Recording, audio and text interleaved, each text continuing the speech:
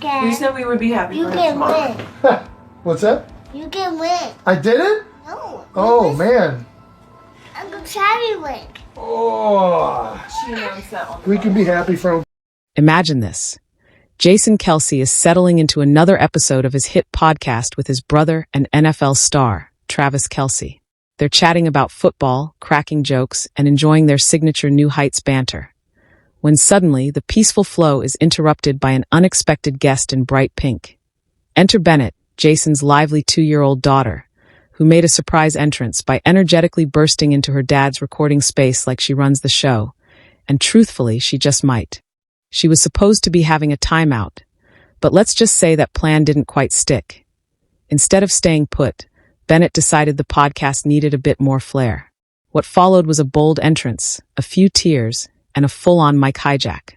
Jason, rocking the classic mix of tired dad and proud parent, was instantly juggling roles. Podcast host turned peacekeeper. Right in the middle of the conversation, he calmly tried to comfort her, then jokingly asked if she was upset about the NFL's new playoff seeding system. That's right. Jason playfully sought his toddler's take as if she were a budding football analyst. But Bennett, she clearly had her own agenda. How is baby Finn? Baby Finn's a baby. She is eating, sleeping, crying. All the major categories are covered. Picture this. Jason Kelce is gearing up to record another laid-back episode of the New Heights podcast with his brother and NFL standout Travis Kelce. They're deep in football talk, trading jokes, and enjoying their signature brotherly rhythm. Until an unexpected guest brings some adorable chaos to the studio. In walks little Bennett, Jason's spirited 2-year-old daughter, dressed in a cheerful pink onesie and bursting with energy. She charges into the recording space like she runs the place. And honestly, she just might. Supposed to be in a timeout, Bennett decides instead that it's time for her big podcast debut, delivering a wave of toddler drama along the way. Jason, effortlessly juggling his dad and host duties, gently tries to calm her mid-episode. With a smile, he jokes, "Are you upset about the NFL's new playoff seeding rules?" But Bennett has her own agenda. With perfect comedic timing, she responds, "I'm in timeout," and exits the conversation like a pro. Silence follows. Game over.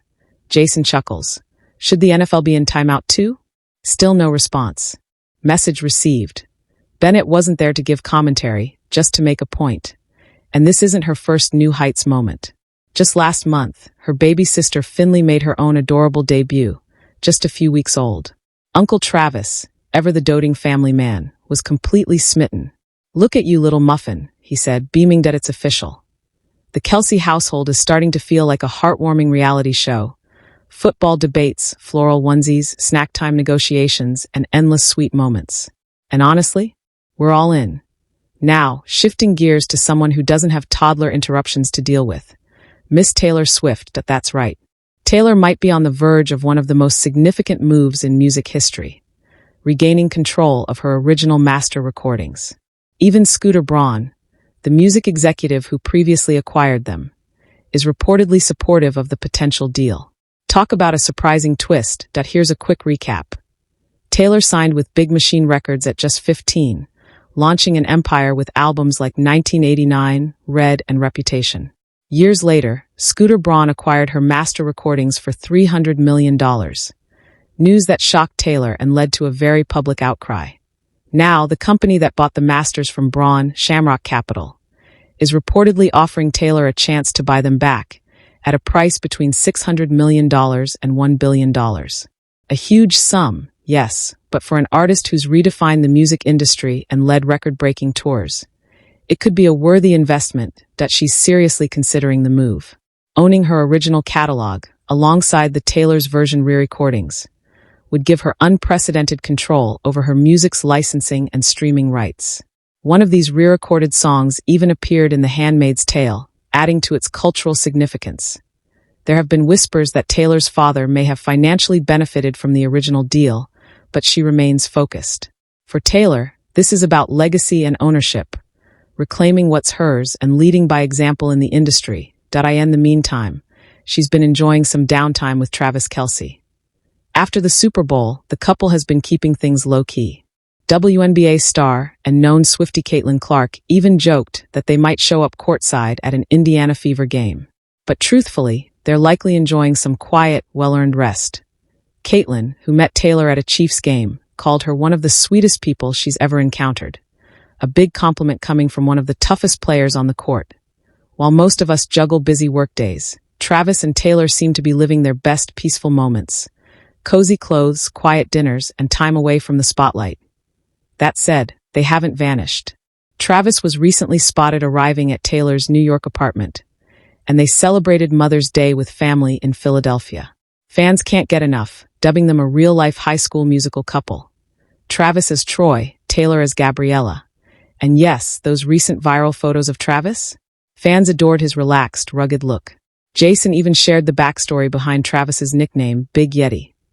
It started during a shirtless college pickup game and just stuck around. Now it's part of the Kelce lore. Travis embraces it all. On the podcast, he laughed about his layered outfits, saying he dresses like he's going hiking in Miami. Even Vikings quarterback Kirk Cousins chimed in, jokingly praising Taylor for putting up with Travis's mountain man style. But Travis's story is one of real grit and growth. From struggling in college and selling insurance to becoming one of the NFL's most beloved figures, his journey is inspiring. He officially graduated in 2024, celebrating the milestone with pride. And if you've been saying their last name as Kelce, surprise, it's actually Kels. The brothers admitted they stopped correcting people a long time ago, so now both versions have caught on. Meanwhile, Jason Kelce has been navigating life with two little ones. With baby Finley's arrival, he dove headfirst into full-time dad life. Diaper duty, bedtime routines, snack time negotiations, and all. When he finally returned to the podcast, he joked it felt like leaving the house after hibernation. Through it all, the Kelce family has become a heartwarming symbol of balance between sports, parenting, and simply enjoying life. Jason's humor and grounded nature keep things light, while Kylie Kelce is quickly becoming an admired figure of grace and strength, complete with family vacations and home decor collaborations. Whether it's football, music, or parenting, the Kelces and Swift are setting the tone, and we're loving every minute of it. Cease and Swift are the ones setting the tone, and we're loving every moment.